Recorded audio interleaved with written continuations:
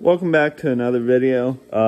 This video is kind of jumps all over the place because a lot of footage got accidentally deleted. So anyway, I kind of went over repainting the engine some. As you can see, it turned out really nice.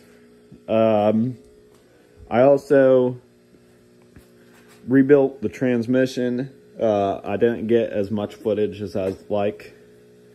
Part of that was I didn't really record a whole lot. And as you can see, I repainted the pan as well. Not really supposed to be that blue color, but it's paint I had from the engine, so it is what it is. You know, it looks alright. Kind of weird. It's unique. Alright, so I need to put on the intake manifold now, but this one has a crack on the underside. I probably could have repaired it, but I just felt like it's better to buy a new one. So we got another one at the junkyard, and we'll go ahead and put it on. I have the new intake manifold on the engine, and it fit nice. Everything's looking good. There's still some stuff I needed to transfer over from the old one, some brackets and whatnot, but I'm gonna wait till I repaint it. I'm gonna have to take this stuff off. But another thing I came across is with the new camshaft, it appears I'm gonna have to get longer push rods. I have this bolt cranked down all the way, and you still got some up and down play, and you can spin it. So I'm going to go through and rebuild the whole carburetor. Check this out. This is on the underneath side of the carburetor, and there's like just dirt. This thing is filthy. Nasty.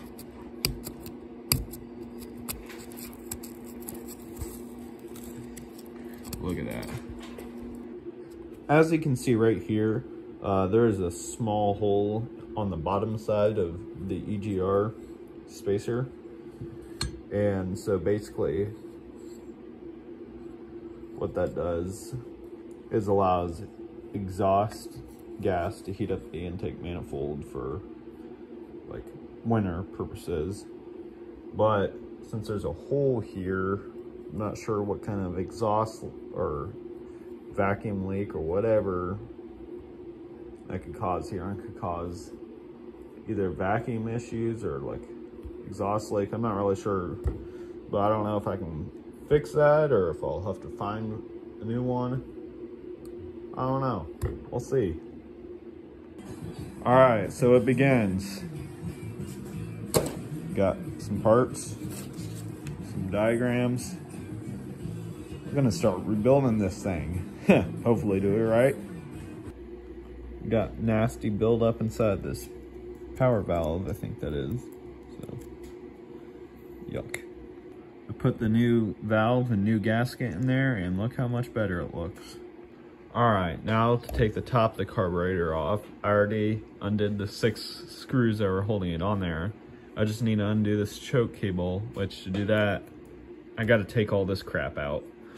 So I gotta start with this heat shield and then take this. So fun stuff. All right, got it off.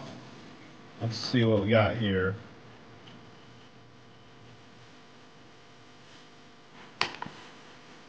And I mean, and not terrible. What do you expect, I guess? All right, I moved the carburetor over here and I got the float out, but it is pretty cruddy and nasty in there. So I got some cleaning to do. All right, so off camera, I finished rebuilding the carburetor and my push rods finally came that I ordered, the longer length. I can show you. These are the original ones. This is the new one. And you can see when I line them up directly. It's just a little bit longer, but that much. You know, just a little bit longer, but that much makes a difference. So, yeah. I can install them.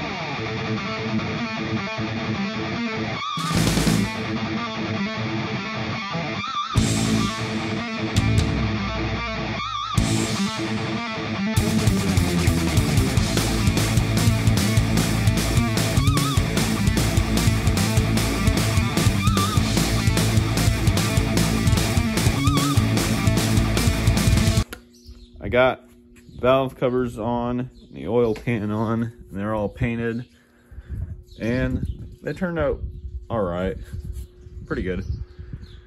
Now I need to prep the actual block for painting, and there's some things like I want to take this fuel pump back off, oil filter, some of my vacuum line things, all that stuff, just anything that'll be in the way. Then I got some prep work I got to do to the cast iron. So, yeah, be pretty good. All right.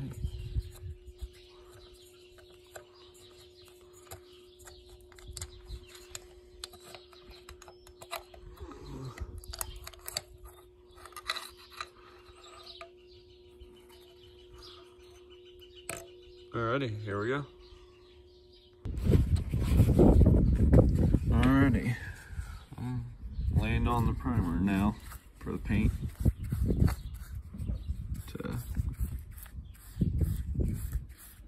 So yeah.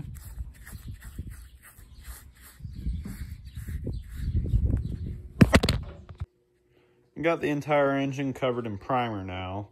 Tomorrow I'm gonna paint it blue, but you know, I'll just let it dry overnight. So yeah, cool. Man, I just got this first coat of paint on the engine and she's looking good. I'm gonna definitely put a second coat of paint on in the morning, but that looks pretty good. I never thought it looked so brand new. But yeah, it's almost a shame to throw that in that old crusty old truck. Nope. Eventually the truck will be looking good too, so. Yeah. Well, I got the block all painted, but I had to pull the oil pan back off because I got the distributor installed, all right. Well, this metal clip here that holds on the cap, when I was installing it, it fell off the distributor and fell in the hole, ended up in the oil pan. So I had to pull the pan off to get that back out. So now I gotta work on putting that pan back on. Setbacks, oh boy.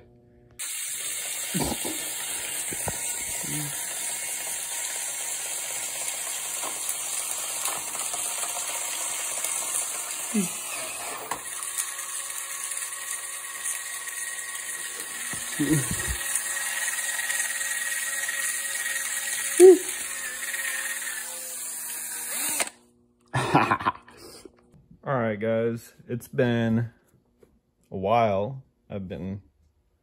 I ordered a rebuild kit from TCI for the C6 transmission, but you know, for whatever reason that took several months. They were kind of on back order. But anyway, this is the valve body here off the transmission, and it's basically the computer that tells the transmission when to change gears and whatnot. So I just got done installing a shift kit that will help it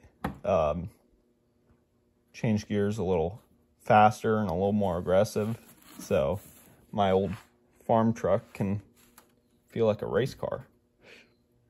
I didn't really record it because I have really no clue what I'm doing. And there's probably better videos on YouTube that will teach you how to do this stuff if you're interested in it. So yeah. So if you have like a old Ford with a C6 transmission and you're interested in a shift kit, that's probably a ton of videos on YouTube for you. So you don't need to watch me struggle to do something that I'm not familiar with. Alrighty. Alright, so this is the forward drum for the C6 transmission. And this is why I have the transmission apart. See, that's supposed to be a clutch friction plate. And as you can see, it's bare metal. That's a new one and what it's supposed to look like. It's kind of crazy. This one is even worse. Jeez. Before and after. Jeez. Here's a stack of all the old ones. I got pressure on just the top one. And you can see that at least 3 or 4 of them are still spinning. Here are the new ones. And the whole thing moves. It's just there's that much more friction. So I have this transmission fully rebuilt. As you can see, I repainted the pan, mostly because it looked like crap, and I just did the Ford blue because I had leftover paint from the engine. I don't know. I mean, I also installed this drain plug, which will allow you to drain the transmission fluid and change it, just like you'd change the oil. I should have put it lower, but I'm an idiot and wasn't thinking. So it'll only be able to drain past there. There'll be about 1 inch of fluid in the bottom, but I guess it's better than not changing the fluid at all. And if like something's really wrong with the transmission, you could still have to take the pan off anyway. I don't know. Could have also drilled the hole, installed it in the bottom of the pan, but there's like threads on the other side, so you'd drain about the same amount as it is here. So, but you know, just like a 1/4 inch or 1/8 inch lower, I could have done. I mean, it's the radius starts here, so I don't know. I could have done like an 1/8 inch lower. Oh well, not a big deal.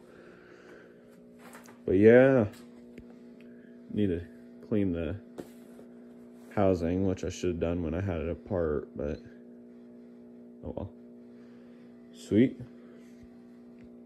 So that's with the engine rebuilt and the transmission rebuilt. That is everything, like the drivetrain mechanically with the truck.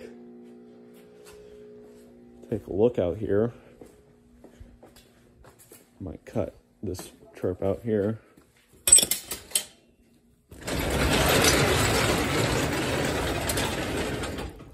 It's kind of rainy this morning. Don't like it raining inside like that, but it's what we have to do right now. Yeah. So I need to drop the transmission in there. I want to repaint or coat this frame to just kind of prevent rust, you know. I mean, while the engine transmission's out. I'm eventually gonna pull the bed off of it. And got to take the fuel tanks out and re-clean them because I'm sure they're full of gunk. Also, see the shock? Oh, it's on the other side.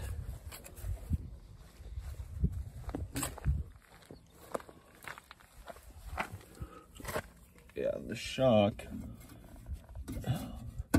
Well, maybe it was. Maybe it was the other side.